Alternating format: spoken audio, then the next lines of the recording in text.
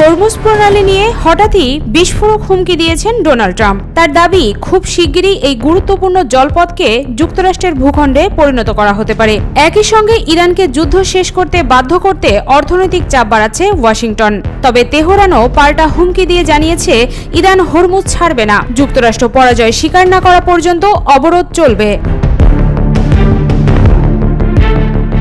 ইরানের উপপররাষ্ট্রমন্ত্রী কাজেম গারিবাবাদি বলেছেন, হরমুজ প্রণালী ইরানের নিয়ন্ত্রণেই থাকবে। পররাষ্ট্রমন্ত্রী আব্বাস আরাকচি বলেছেন, ইসলামাবাদ সমঝোতা ছিল যুদ্ধের অবসানের চুক্তি, শুধু যুদ্ধবিরতি নয়। তার দাবি, যুক্তরাষ্ট্র চুক্তি ভঙ্গ করায় আবার লড়াই শুরু হয়েছে।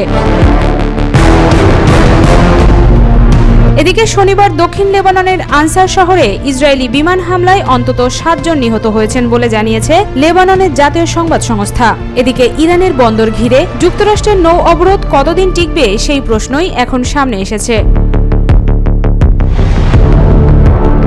মার্কিন প্রতিরক্ষামন্ত্রী পিট হেগসেথ বলেছেন, ইরানের ওপর নৌ অবরোধ অনির্দিষ্টকাল চালিয়ে যেতে পারবে যুক্তরাষ্ট্র। তার দাবি, প্রয়োজন অনুযায়ী যুদ্ধজাহাজ বদল করে এই অভিযান চালানো হবে।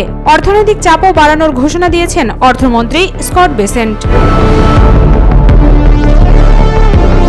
অন্যদিকে যুক্তরাষ্ট্রের বিমানবাহী রণতরী ইউএসএস আব্রাহাম লিঙ্কন নিয়েও উদ্বেগ তৈরি হয়েছে। দীর্ঘদিন সমুদ্রে থাকায় জাহাজটির নাবিকদের মানসিক চাপ, ক্লান্তি ও প্রয়োজনীয় সরঞ্জামের ঘাটতি নিয়ে অভিযোগ উঠেছে। মার্কিন আইন প্রণেতারা এ বিষয়ে প্রতিরক্ষা মন্ত্রণালয়ের কাছে জবাব চেয়েছেন, তবে এসব অভিযোগ অস্বীকার করেছে যুক্তরাষ্ট্র।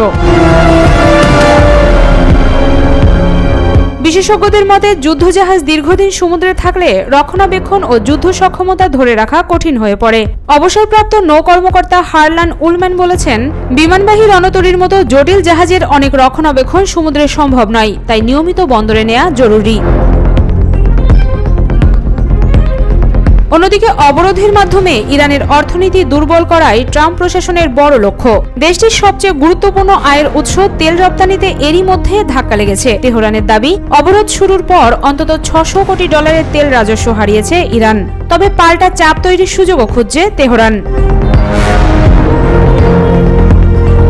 বিশেষজ্ঞ আলী ভাইজের মতে, ইরান চাইলে মার্কিন নৌ সম্পদে হামলা কিংবা ইয়েমেনের হুতিদের মাধ্যমে আঞ্চলিক জ্বালানি রপ্তানিতে চাপ বাড়াতে পারে। তেহরানের হাতে সবচেয়ে বড় কৌশলগত অস্ত্র হরমুজ প্রণালী। ইরান জানিয়েছে, মার্কিন অবরোধ ও নিষেধাজ্ঞা না উঠলে গুরুত্বপূর্ণ এই জলপথ খুলবে না।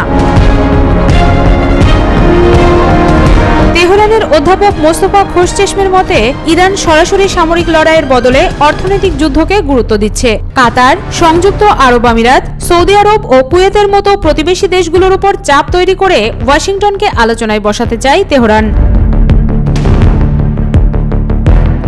হরমুজ ঘিরে এই সংঘাত এখন শুধু একটি গুরুত্বপূর্ণ সমুদ্রপথের নিয়ন্ত্রণের লড়াই নয়, এর সঙ্গে জড়িয়ে গেছে তেল, অর্থনীতি ও কূটনীতি।